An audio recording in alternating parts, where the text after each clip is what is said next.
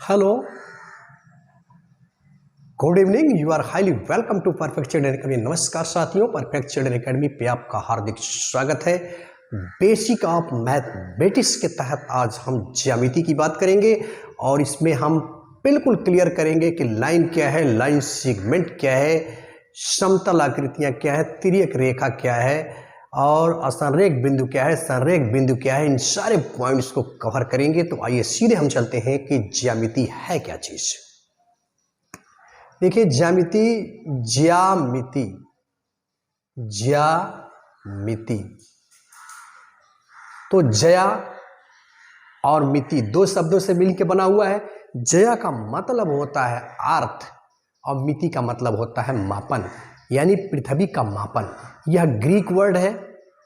हम जानते हैं कि यूनानियों ने इस पे काफी काम किया था और इसको हम ये भी देखते हैं जियो। जियो इज इक्वल टू अर्थ और मेट्रॉन इज इक्वल टू मेजरमेंट, यानी पृथ्वी का मेजरमेंट। अब ये पृथ्वी का मेजरमेंट, इस बात को सबसे पहले किसने हमारे संज्ञान में लाया?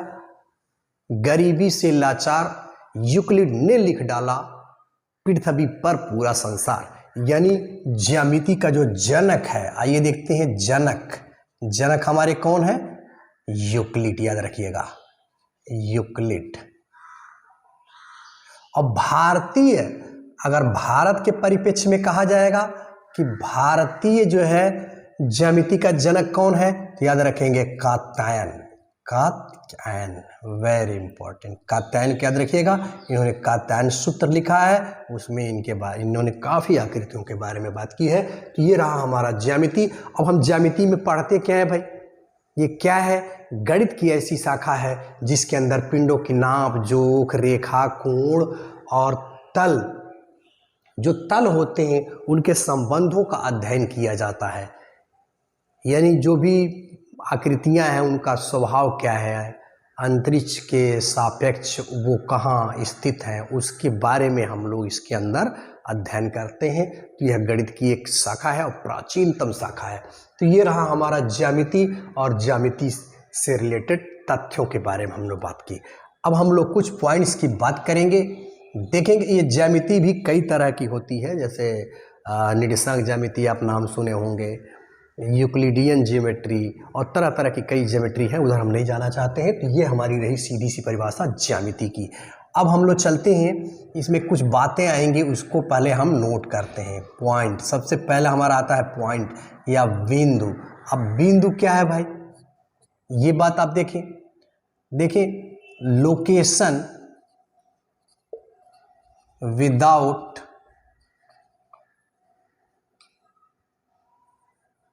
साइज, ये भी आप कह सकते हैं कि यानी बिंदु ऐसी स्थिति है, यानी एक ऐसी स्थिति का बोध कराती है जिसकी कोई शेप साइज नहीं है, इसीलिए इसकी कोई माप भी नहीं है।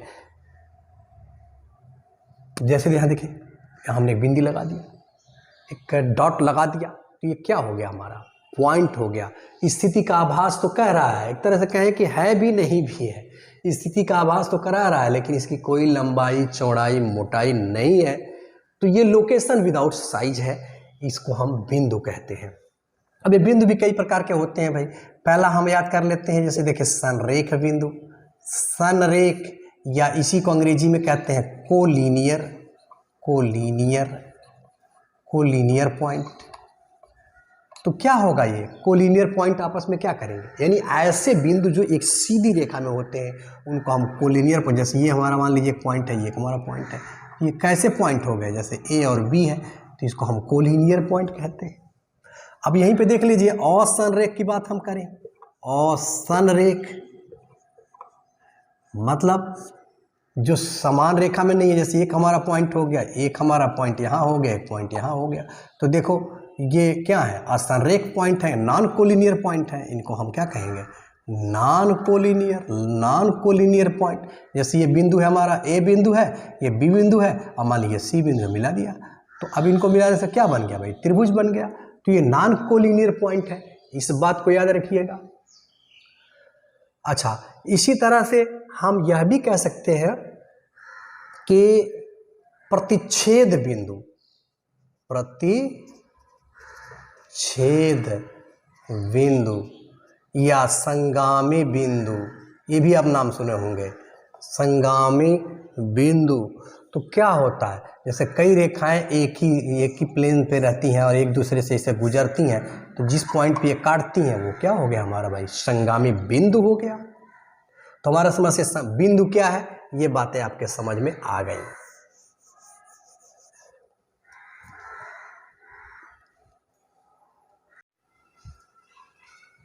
अब आइए हम कुछ अन्य आकृतियों की बात करते हैं। अभी तक हम लोगों ने बिंदु के बारे में देखा, अब देखें समतल। ये आकृतियां हमारे सामने जो होती हैं, मुख्य रूप से जो भी आकृतियों को हम देखते हैं, तो मुख्य रूप से दो तरह की आकृतियां हमारे सामने देखने को मिलती हैं। एक हम कहेंगे समतल आकृतियां, जिसको हम फ्लैट शेप कहेंगे। तो ये क्या होती हैं, ऐसी आकृतियां जो सीधी होती हैं, सपाट होती हैं, ऐसी आकृतियों को हम समतल आकृतियां कहते हैं।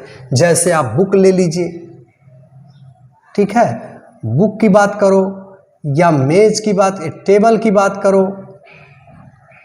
कॉपी की बात करो, तो क्या है भाई, ये सीधी है, सपाट है। तो इस तरह की आकृतियां हमको हमारे परिवेश में देखने को मिलती हैं। और दूसरी तरह की जो आकृतियां मिलती हैं वो वक्रतल वाली आकृतियां मिलती हैं, यानी कार्व्ड शेप आकृतियां मिलती हैं। जैसे हम मान लीजिए बाल ले लें, चाहे वो कोई भी बाल हो, फुटबॉल हो, वॉलीबॉल हो, क्रिकेट का बाल हो, या साइकिल का पहिया हो, क्या किसी भी वाहन का पहिया हो, क्या वक्राकार है। तो दो तरह की आकृतियां अक्सर हमको हमारे परिवेश में देखने को मिलती हैं। अब हम चलते हैं समतल ज्यामितीय आकृतियां। ये जो समतल आकृतियां हैं, उन्हीं समतल आकृतियों में ज्योमेट्रिकल जो शेप हमको देखने को मिलता है, हॉरिजॉन्टल ज्योमेट्रिकल शेप। अब हॉरिजॉन्टल ज्योमेट्रिकल शेप में कौन सी चीज आती है भाई, जैसे देखें 2D जो आकृतियां होती हैं, जैसे जिसमें लंबाई हो, चौड़ाई हो, ये दो चीजें हो। जैसे आप त्रिभुज की बात करते हो, ठीक है, कोई त्रिभुज आपने बनाया तो क्या है, इसमें लंबाई चौड़ाई है। आपने आयत बना दिया, वर्ग बना दिया, इस तरह की जो आकृतियां आपको देखने को मिल रही है, क्या है भाई, ये हमारी क्या है, हॉरिजॉन्टल ज्योमेट्रिकल शेप है, 2D आकृतियां हैं, ये बात ध्यान रखिएगा। और दूसरी क्या हमको देखने को मिलती है, ठोस आकृतियां, ठोस ज्यामितीय आकृतियां हमें देखने को मिलती हैं, यानी सॉलिड ज्योमेट्रिकल शेप। अब ये क्या होती है भाई, सॉलिड ज्योमेट्रिकल में 3D हो जाती है, इसमें लंबाई होगी, चौड़ाई होगी, ऊंचाई भी होगी। हाँ, इसकी जो शेप है वो इसमें देखें दोनों भी शामिल हो सकती हैं, यानी ये हमारी समतल आकृतियां भी दिखाई दे सकती हैं और इसमें ये कर्व आकृतियां भी दिखाई दे सकती हैं। अब जैसे मान लो आप घन की बात करो, घनाभ की बात करो, शंख की बात करो, बेलन की बात करो, ये सब क्या है भाई, बाल गोला की बात करो, तो ये कैसी आकृतियां हैं, समतल तो नहीं है ये, मतलब ये सॉलिड है। और इसमें देखेंगे कि मुख्य बातें, इसमें फलक होंगे भाई, फलक होंगे, यानी फेस होगा, कोर होंगे, शीर्ष होंगे, ये सारी चीजें भी हमको देखने को मिलती हैं। तो ये रहा हमारा समतल आकृतियां, वक्रतल आकृतियां देखने को, और समतल ज्यामितीय आकृतियां और ठोस ज्यामितीय आकृतियां। हम लोग प्लेन ज्योमेट्री के तहत इन्हीं त्रिभुज की, यानी त्रिभुज की, आयत की, वर्ग की, और तमाम चीज़ों के बारे में हम लोग बात करेंगे। और सॉलिड ज्योमेट्री के अंदर हम घन, घनाभ, शंख, बेलन, इन सारी चीज़ों की बात करेंगे। तो ये हमारे समझ से आप ज्यामितीय आकृतियों के बारे में समझ गए। अब हम चलते हैं नेक्स्ट पॉइंट की तरफ। हमने पॉइंट जाना, हमारे परिवेश में जो आकृतियां पाई जाती हैं उनके बारे में हमने जाना। अब हम लोग चलते हैं महत्वपूर्ण चीज, रेखाखंड की बात करते हैं। रेखाखंड, अब ये रेखाखंड क्या है, जिसे हम लाइन सेगमेंट कहते हैं, ठीक है। तो रेखाखंड क्या है भाई, निश्चित लंबाई की दूरी है, यानी किसी निश्चित बिंदु से, निश्चित बिंदु से निश्चित लंबाई, बस यही है कि हमारे रेखाखंड है। जैसे हमने एक यहाँ पॉइंट ले लिया और एक पॉइंट यहाँ ले लिया, तो ये दोनों पॉइंटों को मिला दिया। जैसे ए एक हमारा पॉइंट है, बी एक पॉइंट है, तो इसके बीच की जो दूरी है यही हमारी क्या है, रेखाखंड है। और रेखाखंड को दिखाने के लिए आप जानते हो कि जैसे ए बी रेखाखंड की हमने ऐसे दिखा देते हैं, इस पे कोई तीर का निशान नहीं होता है, तो ये हमारी क्या है, रेखाखंड है। जैसे मान लीजिए ए बी के बीच की दूरी 4 सेंटीमीटर है, 4 सेंटीमीटर हमने लिख दिया कि 4 सेंटीमीटर का एक रेखाखंड खींचा। इसमें आप देख रहे हैं कि इन दोनों के बीच की दूरी जो है कन्फाइंड है, सीमित है, यानी अब इधर भी नहीं बढ़ सकती, इधर भी नहीं बढ़ सकती, यानी असीमित नहीं होती है, सीमित होती है। तो ये रेखाखंड मतलब रेखा का एक खंड है, यही हमारी रेखाखंड। अब हम लोग किरण की बात कर लेते हैं भाई। इसी में किरण आप जानते हो, किरण को हम लोग रेस कहते हैं, रे। तो रे क्या है भाई, अब देखिए, एक निश्चित बिंदु से निश्चित दिशा में खींची गई वो रेखाखंड है। निश्चित दिशा में जब ये तीर लगा, जैसे ये पॉइंट है हमारा और ये इधर खींच दिया हमने और तीर का निशान लगा दिया, तो प्रारंभिक बिंदु तो है और अंत का पता नहीं है, ये कहाँ तक जाएगी कोई बात नहीं है, इसीलिए इसको किरण कहा जाता है। इस बात को आप ध्यान रखिएगा। यानी एक बिंदु से पकड़ करके हम दूसरे बिंदु से आगे की तरफ बढ़ते चले जाते हैं, तो इसको हम रे कहते हैं। अब आ जाइए, रेखा क्या है भाई। तो रेखा या जिसको हम लाइन कहते हैं, अक्सर आप कहते हो कि दो बिंदुओं को मिलाने से रेखा बनती है, सही बात भी है, लेकिन बहुत से बिंदु जब ऐसे आपस में मिलते हैं तो तमाम बिंदुओं का योग ही जो है रेखा में परिणित हो जाता है। ये देखिए, ये तमाम बिंदु है, इनको हमने मिला दिया तो क्या बन गई भाई, ये रेखा बन गई। हाँ, जरूर ध्यान रहे कि यह रेखा अब रेखाखंड नहीं है, यानी दोनों तरफ इसका तीर लगा दीजिए। तो इसको हम कैसे दर्शाएंगे, और किरण को थोड़ा सा ध्यान दीजिएगा, किरण को ऐसे लिख दिया है, फिर तीर लगा दिया तो किरण हो गई। और रेखा को जब भी हम दर्शाएंगे, जैसे ए बी हमने मान लीजिए रेखा ले लिया, तो इसके ऊपर ऐसे तीर का निशान लग जाएगा, तो ये हमारी हो गई रेखा। रेखा का एक प्रारंभिक बिंदु है, एक अंत बिंदु है, ऐसा नहीं है ये प्रारंभिक बिंदु तो होगा, अनंत तक दोनों दिशाओं में देख रहे हैं कि जा सकती है, दोनों तरफ तीर जा रही है।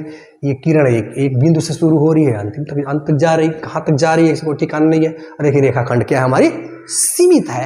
ये बातें रही रेखा खंड के बारे में। तो हमारे समझ से रेखाखंड क्या है, किरण क्या है, रेखा क्या है, ये बातें आप समझ गए होंगे। अब हम चलते हैं टाइप्स ऑफ लाइन की बात करेंगे, यानी रेखा के प्रकार की बात करेंगे। रेखा के प्रकार, तो देखिए टाइप्स ऑफ लाइन, रेखा के प्रकार, मुख्य प्रकार क्या है। सबसे पहले हम सरल रेखा या इसी को सीधी रेखा या अंग्रेजी में स्ट्राइट लाइन, ठीक है। सीधी रेखा, सरल रेखा, स्ट्राइट लाइन, तो क्या है, एक बिंदु से शुरू होगी और सीधे चली जाएगी, तो इस तरह की रेखा को हम क्या कहेंगे, सीधी रेखा कहेंगे भाई, सरल रेखा कहेंगे। दूसरा हम आते हैं, दूसरी जो हमारी रेखा होगी वो समांतर रेखा है भाई, समांतर रेखा। तो इसको हम क्या कहेंगे, अंग्रेजी में कहेंगे पैरेलल लाइन। तो देखिए नाम से स्पष्ट है, समान अंतर, ऐसी रेखा जिसके बीच में समान अंतर कंटिन्यू बरकरार रहे। तो दो या दो से अधिक रेखाएं जैसे हमने यहाँ खींच दिया, एक खींच दिया, तो देखिए इनके बीच में दूरी क्या है भाई, जो भी दूरी है यहाँ पे है वही दूरी यहाँ पे रहेगी। जैसे यल है, यम है, तो ये दोनों रेखाएं क्या है, तो इनके बीच की दूरी क्या है, समान है, तो इसीलिए इसको समांतर रेखा कहेंगे, अंग्रेजी में पैरेलल लाइन कहेंगे, ये बात याद रखिएगा। और तीसरी रेखा हम बात करते हैं प्रतिच्छेद रेखा, प्रतिच्छेद यानी इंटरसेक्टिंग लाइन। तो क्या करेंगे, नाम से स्पष्ट है कि एक दूसरे को क्या करेंगे, ऐसे काटेंगे, ठीक। तो जिस पॉइंट पे काटती हैं, इसको अभी हम लोगों ने देखा कि कॉन्ग्रुएंट पॉइंट, कॉन्करेंट पॉइंट, प्रतिच्छेद बिंदु। और ये क्या है, एक दूसरे को काट रही हैं, ये हमारी क्या हो गई, एल है, एम है, ये प्रतिच्छेदी रेखाएं हैं, यह बात याद रखिएगा। चौथी लाइन लंब रेखाएं, लंब रेखा यानी परपेंडिकुलर, परपेंडिकुलर लाइन। तो परपेंडिकुलर क्या होगा, लंब होगा, यानी जब रेखाएं, जैसे ये रेखा हमारी है और इस रेखा को रेखा ने काट दिया, इनके बीच में जो कोण बन गया 90 डिग्री का बन गया। तो इस तरह की रेखा को हम परपेंडिकुलर लाइन कहेंगे, यानी लंबवत रेखा या लंब रेखा कहेंगे। अब आ जाइए अगला देखते हैं, संगामी। संगामी तो नाम से यह स्पष्ट है, यानी साथ साथ जाने वाली, यानी कॉन्करेंट लाइन। यानी जब एक ही पॉइंट, जैसे ये रेखा है, इसी पॉइंट से सब निकल रही हैं, ये क्या है, ये संगामी रेखाएं हैं। ये सब रेखाएं क्या हैं, संगामी रेखाएं हैं। तो ये कॉन्करेंट पॉइंट हो गया। अब आ जाइए नेक्स्ट की हम बात करते हैं, तिर्यक रेखा। 5 हो गई। छठे को हम देखते हैं तिर्यक रेखाएं। तो देखिए 2 या 2 से अधिक समांतर रेखाओं को तिर्यक रेखा, तिर्यक रेखा। तो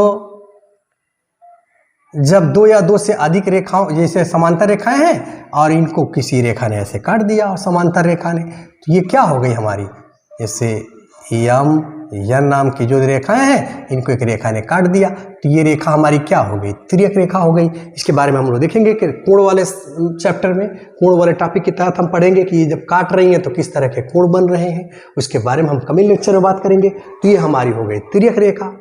तो ये सब रेखाओं के प्रकार हैं।